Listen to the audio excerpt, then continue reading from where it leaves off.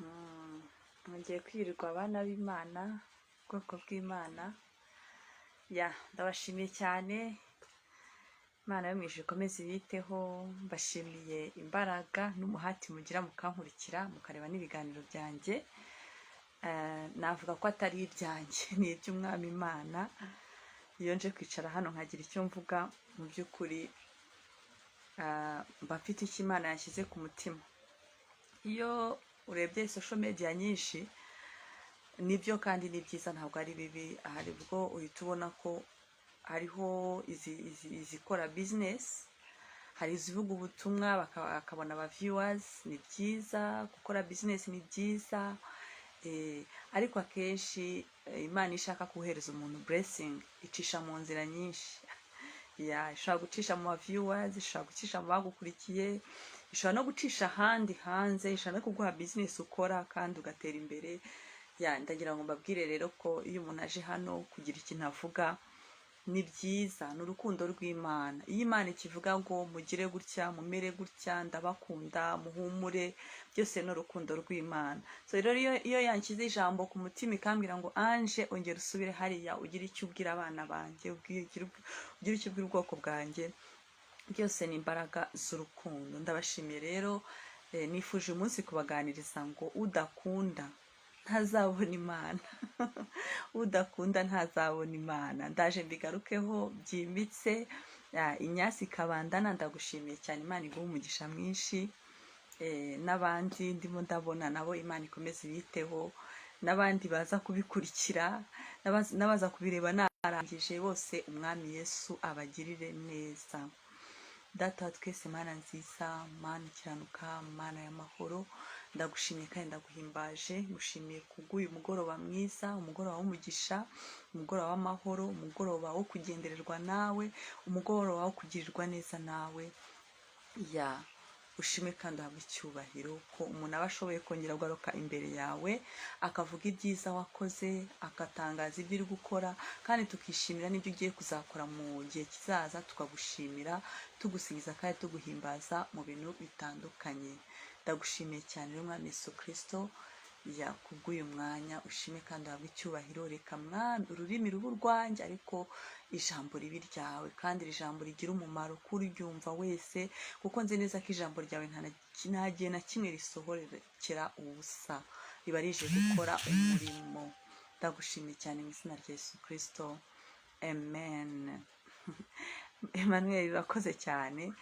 Nifuje kubaganiza ku cyanditswe kivuga ngo udakunda ntazi Imana. Ariko ikibazo cya mbere nakwibaza ni se, ubu urabwira abantu ngo mukunde, ntibazi Imana, ahubwo iyo Mana yo barayizi, Imana urimo uravuga yo barayizi. Biratangaje.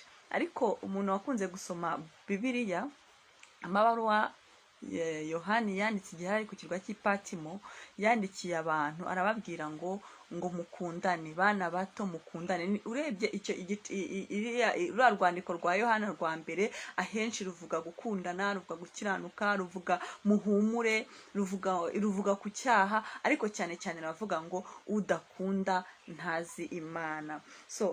Bibiliya ibivuga neza. Reka duhere ku gice cya 4, ku Yohani wa mbere 4 umurongo wa 4 kugeza ku wa 8. Titire yayo iravuga ngo Imana ni urukundo, ngo gukunda Imana na bagenzi bacu. Imana ni urukundo, kandi twebwe tuvuga ko turi abana b'Imana.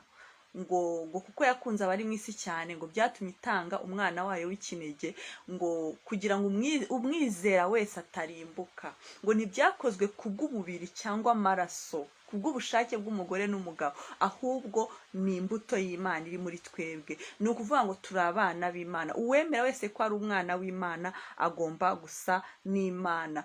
Imana rero ni urukundo. Niba Imana rero ari urukundo, natwe tugomba kugira urukundo, sibyo? Noneho hano Bibiliya iratubwira ngo udakunda ntabwo ari umwana w'Imana. Haravuga ngo Imana ni urukundo, ngo gukunda Imana na bagenzi bacu. Bibiliya haranivuga ngo ese ni gute wavuga ko ukunda Imana udakunda mugenzi wawe ubona? Bibiliya iravuga ngo mu gihe cya nyuma ngo urukundo ruzakonja, ngo ruzakonja. ngo abavandimwe bazangana, ngo abantu bazagambanirana. Nibyo kandi nibyo tubona ubu ngubu, urukundo rwarakonje. Niyo mpamvu umwuka wera aba yagerageje kongera kumpa ijambo ryitwa urukundo. Aha nicaye hari n'undi uri hirya urimo avuga urukundo, hari n'undi uri bwigisha urukundo hakurya, gutyo gutyo gutyo, kugira ngo abana b'Imana bajye bibuka indangagaciro zabo, bajye bibuka imbuto twahawe, ko twahawe imbuto ya mbere ari urukundo, kuko Imana yacu ari urukundo. Avuga ngo bakundwa dukundane, ngo kuko urukundo ruva ku Mana.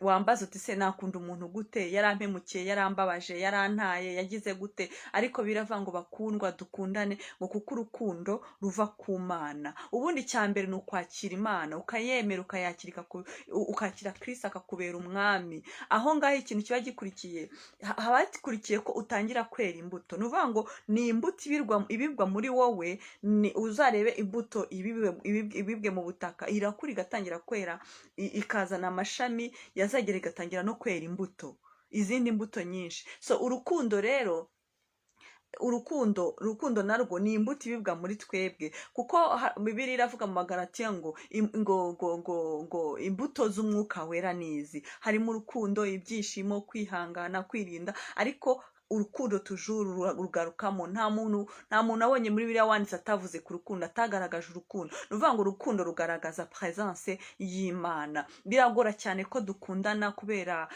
amashyari, isi yabaye mbi, abantu bafite imitima yumye, bafite urwangano, guhemukirana. Ariko icyo gihe ngo icyo gihe Imana ntibiri muri wowe, ntibiri muri wowe. Ikindi kandi ni byiza ko tumenya ko Imana iriho, Imana irahari. Imana niyo yaturemye, Imana niyo itubeshejeho. Buriya na bya bindi ubona ukibwira ko ari imbaraga zawe, ni Imana.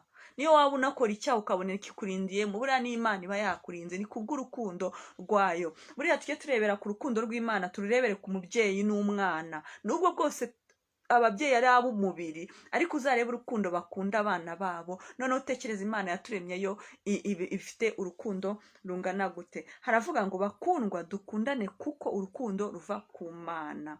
Nuvuga ngo imbuto y'Imana iri muri twe. Ngo umuntu wese ukunda yabyawe n'Imana, ngo kandi azi Imana. Umuntu wese ugira urukundo. Gukunda biragora. Ibi ndabivuga ariko mu myaka ishize sinari kubishobora, ariko gukunda biragora. Ariko iyo bivuye ku Mana urabishobora. Pawulo yaravuze ngo nshobozwa byose na Kristo. Yavugaga imibabaro n'ibindi byose, ariko ijambo byose ririmo ibintu byose. Hari igihe uvuga uti se namukunda gute? Niwe wanyiciye mama. Namukunda gute se? N'ukuntu yangiriye gutya. Namukunda gute? Ariko urukundo iyo utarufite, uzafate liste y'abantu bose udakunda cyangwa bakubabaje. Akenshi usanga urwango iyo rutavuye ku ishyari ry'ubusa, rudafite n'ikintu rihereyeho, urwango ruva ku bikomere umuntu yakugiriye. Icyo gihe ikintu cya mbere ukora, Kristo uri wo muri wowe ubanza kumusaba kugukiza ibyo bikomere. Ubundi ukamubwira uti mu by'ukuri kugira ngo numve koko nuzuye, ndi umwana w'Imana, ndashaka no kubabarira. Iyo wagize imbaraga zo kubabarira, utangira urukundo. Buri rukundo uzarebe nk'igisiga kigendera hejuru kiri kureba hasi ibyiri ku isi, kiba kibonera ibintu byose hasi. So iyo ufite urukundo ratari ukurenzaho, umuntu araguye mu cyuka avuga uti yo iyi ni imbuto niyo imubibyemo. Nawe ukibuka ko hari imyaka wabayeho udakunda abantu, hari imyaka wabayeho uhemuka, noneho nawe ukavuga uti Imana uriya muntu buriya nibyo bimurimo. Buri rukundo rujyana no gusenga, ukabona ko umuntu atameze neza, ukavuga uti basi reka musengere, Imana imworohereze, Imana imugendere, buriya nawe si we. Nubwo akenshi biragora kuko tuba dufite umubabaro mwinshi, tuba twakuye nko kuri icyo gikomere, ariko Imana iyo usenze ukayinginga mpa kubabarira kanaka, ugakora liste y'abantu, ukavuga kanaka ndamubabariye, kanaka ndamubabariye, kanaka. Njye mbere narabikoraga nkatekereza ko wenda bitazanakoreka. Burya ni byiza gusenga wizeye ko ibyo uri kubwira Imana yabyumvise. Ariko nacyo ko nabona hashize nk'iminsi nkabona disi wa muntu sinkimufitiye inzika, ahubwo duhuye twanaganira nkamugirira n'impuhwe nkagira gute. Ariko ibyo byose naje gusanga bituruka ku Mana, ntabwo ari ibyo twiha, ntabwo ari ibyo twiha. Umuntu w'umubiri, umuntu w'isi ntashobora gukunda ntashobora gukunda. Ikindi kandi ni byiza nka wa muntu kwanga uguhemukira, tuvuge nk'abantu bakorana, umuntu akaguhemukira buri munsi, wawe kugira ngo uhangane nawe umwereke ko ugiye nawe ufite aho umutegeye n'iki, mukunde, naza umwiteho, naza umusekere, naza azashaka umunsi n'umwe agushakaho impamvu ayibure, sibyo? Ayibure. Yesu yaravuze ngo ngewe dore ndagiye, ngo umwami w'isi ntacyo amfiteho, sibyo? Kuko yari afite kwezwa muri we. Arangije arababwira ngo ariko mwebwe muzapfana ibyaha, kuko yabonaga bafite imbuto z'umwanzi. So reka natwe tujye twigamba tuvuge ngo umwami w'isi ntacyo adufiteho, kuko dufite urukundo, sibyo? Amaso yacu arareba agacumura, amatwi yacu arareba agacumura. Mbese buri gitondo ni urugendo, nigeze mbabwira ngo ni intambara, ntabwo ari za ntambara zanditswe mu bitabo zarangiye. Ni umunsi kundi turwana intambara. Uva mu rugo wejejwe umeze neza, wagera ku muhanda ugahita uhura n'umuntu akakubwira ikintu ukavuga uti ariko se Mana yanjye noneho. Ariko iyo udakijijwe uravuga uti hari abavuga ngo reka agakiza ngashyire hasi nkwereke. Nta gihe na kimwe umuntu ashyira agakiza hasi. Agakiza twaragahawe. Nta n'igihe umuntu ava mu umwuka tuwuhoramo. Ni ukuvuga ngo uwo mwuka rero niba ari umwuka w'Imana, tujye tubana nawe buri munsi muri byose, sibyo? Hatireka agakiza ngashyire hasi maze nkwereke ibyo nanjye nkora. Ariko ibyo ngibyo ntabwo ari imbuto z'urukundo. Urabona ngo tubasabire imisha gusa tubasuka amakara ku mutwe. Buriya wa muntu kwanga wowe ukashaka kumukunda umusuka amakara ku mutwe. Ariko njye sinifuza ko tubasuka amakara ku mutwe, nubwo ariko ijambo Kristo yaritubwiye. Kuko Kristo yavugaga igihe ubona ko umwanzi yakubereye umwanzi birenze. Ariko icyo dukora tujye tubasabira, tubasabiriza Imana uriya muntu umworohereza, umugendere nawe siwe. Ni gute umuntu ashobora kuba havugana? Byari nk'abantu nzi kuva ndi umwana ari umugome, kugeza iyi saha ari umugome. Nta gihe na kimwe avuga abantu neza, nta gihe na kimwe abona ikiza mu bantu. Ariko murumva uwo muntu ukuntu aba yaragowe. Buriya nawe ni umuhamagaro. Ni umuhamagaro. Imihamagaro ntabwo ari ukuvuga ijambo ry'Imana gusa, kuko na Farawo yari yarabahamagariye kubabaza ubwoko bw'Imana. Hari umuntu rero warahamagariye kugerageza abandi. Mu by'ukuri aba afite umuhamagaro mubi, akwiriye kugirirwa impuhwe no gusabirwa. Ejo hari narindi nicaye ntuje ndeba umuntu w'umunyamerika ngo yari umu ex satanike, yari umutambyi mu bintu bya satani cyane, kugeza aho yari yarakoze ikiduka kinini cyuzuyemo ibistati bya satani bivuga amademo byinshi. Ariko akavuga ngo iyo umuntu yaguraga icyo gisitati yakijyanaga mu rugo, ngo yabaga atwaye dayimoni mu rugo. Yavuze ibintu byinshi bijyanye n'ibyo yakoraga, ukuntu yateraga agace akakazamo umwuka wo kurwana, umwuka wo gusenya. Mbese urumva ko yakoreraga satani. Ariko ngo yaje gukizwa. Ngo rimwe ngo iyo yabaga yicaye mu nzu ye, ngo satani yaramusuraga akabyumva. Ariko rimwe yicaye mu nzu ngo ari kureba ngo biriya bintu bya kaci byo kurwana. Mbese wahoraga areba ibintu bibi gusa. Ngo agiye kumva yumva ijwi riramubwiye ngo ariko ngo utekereza ko ubugingo bwawe buzajya hehe? Ngo yumvira iryo jwi ritandukanye na ya majwi y'abadayimoni yamusuraga. Ngo agiye kubona abona umucyo, aza no kurota inzozi zimwereka ko umwami Yesu Kristo yaramushaka. Ariko ahangaha bigaragaza urukundo. Njye mbona ko nta kintu umwami Yesu atababarira. Niyo mpamvu abaducira urubanza tubona ko batameze neza, mu mezi nk'abiraza uzasanga yarakijijwe, wowe uri mu manza uri kuvuga uti dore bariya bameze gutya, nanjye ndabikora. Ariko icyo naje kuvuga, iyo umwami Imana yambwiye ngo vuga ikintu uko nanjye aba yifuza ngo nkimenye. Buriya robine igiye gusuka amazi ahera muri robine akabona kugera mu ibase. Nanjye mba nkeneye kugira icyo menya. So reka dukoresha ijambo cyane. Aravuga ngo kuko ngo umuntu wese ukunda yabyawe n'Imana. Mureke duse n'Imana. Ngo kandi azi Imana. Ngo udakunda, ku gice cya 8, ngo ntazi Imana kuko Imana ari urukundo. Ngo nicyo cyerekana urukundo rw'Imana muri twe. Udakunda, buriya uzareba umuntu ukunda abantu, ugira impuhwe, uhora yitanga. Erega buriya ni byiza. Njye mbona vraiment ubuzima turabushaka, ni byiza. Ariko vraiment tujye tugerageza twite no ku mitima yacu, turebe ibyo dukeneye kurusha ibindi. Ngo udakunda ntabwo ari umwana w'Imana. Biri muri Yohani wa mbere 4, igice cya 4 7 kugeza ku 8. Noneho muri Yohani wa mbere nabwo mu gice cya 3 umurongo wa 10 havuga nabyo urukundo. Ngo icyo nicyo kimenyekanisha abana b'Imana n'abana ba Satani. Buriya iyo udakunda n'umwana wa Satani. Umuntu wese udakiranuka cyangwa udakunda mwene se si uw'Imana. Ukabona akana karatambutse ariko ngira simukunda. Ntiwamuremye. Mu myaka hari arayihari, nawe ufite iyawe uriho, ufite n'urugamba rwawe uri kurwana, nkaho warwanye n'ibyo biguhangayikishije, uti kanaka simukunda. Nushaka uteye kumukunda, ariko Imana iramukunda, izamuha n'abamukunda, sibyo? Reka mbabaze, ninde muntu muri iyi si utifuza umuntu umukunda? Nta muntu muri iyi si n'umwe utifuza umuntu umukunda. None se kuki wowe ushaka kwanga abandi? Urabangira iki? Kuki ushaka ko mama wakwitaho, papa akwitaho, barumuna bawe bakwitaho, sosiyete ubamo ikwitaho, ariko wowe ukumva ntacyo watanga, ukumva wo gushaka ngo isi ihora ikwitaho, uri santere y'ibintu byose? Oya, urukundo rugomba kuba reciproke. Umuntu niba agukunze, kuki wumva ko utakunda abantu?